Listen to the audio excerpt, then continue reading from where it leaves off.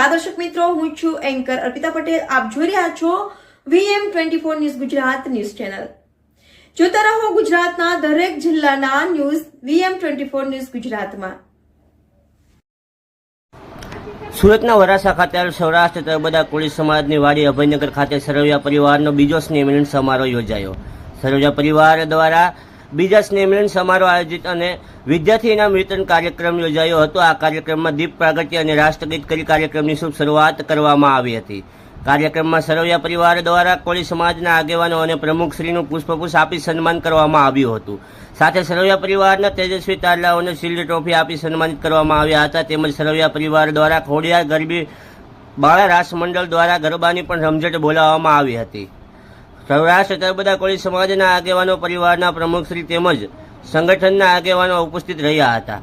સાથે કોળી સમાજ, પોલીસ કર્મચારી અને સરવૈયા પરિવારના ભાઈઓ તથા બહેનો મોટી સંખ્યામાં ઉપસ્થિત રહ્યા હતા.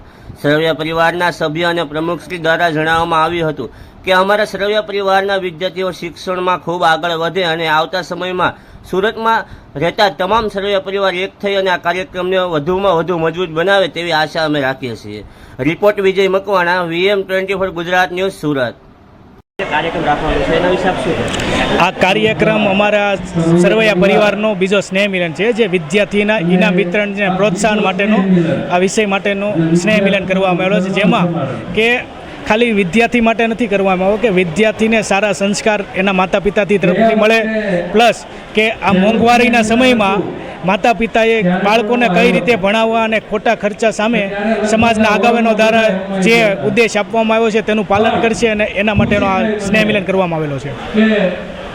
મારું એક કેવું છે, સરવૈયા પરિવારનો અમારો ઉત્સાહ એવો છે કે બીજો સ્નેહ મિલનમાં અમારા પરિવારમાં જ્યાદા વ્યક્તિઓ આવ્યા છે. હજી અમારો સ્નેહ મિલન આગળ વધે અને પરિવાર વ્યક્તિ છૂટા પડેલા ભેગા થાય એવી અમારી વિનંતી છે. અમે સભ્ય તરીકે કામ કરીએ છીએ. અમારા પરિવારની કોઈ અમારી ભૂલ ચૂક થઈ હોય, કોઈને પહોંચાડવું ન હોય અને અમે આગે પરિવારને ભેગા કરવા માગીએ છીએ. આગળ આનું પરિવાર ત્રીજો સ્નેહ મિલન આનાથી સારો થાય એવું અમે વિચાર્યું છે. અમે સભ્ય યુવા કમિટીમાં કામ કરીએ છીએ અને સૌ સપોર્ટ, પ્રમુખોનો, સભ્યોનો, બધાનો સપોર્ટ છે, સાથ સહકારનો સપોર્ટ છે. એનાથી અમે આગળ અમારો વિચાર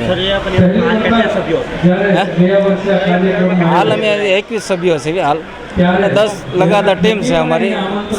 10 લગાતાર ટીમ રાતદી મહેનત કરીને અમે લગાતાર ટીમ ઊભી કરી છે અને અમે 300 ઘર મળી ચૂક્યા છીએ. અમારા હજી 500 ઘરનો ટાર્ગેટ છે. 500 ઘર ભેગા થાય એવું અમારું મંતવ્ય.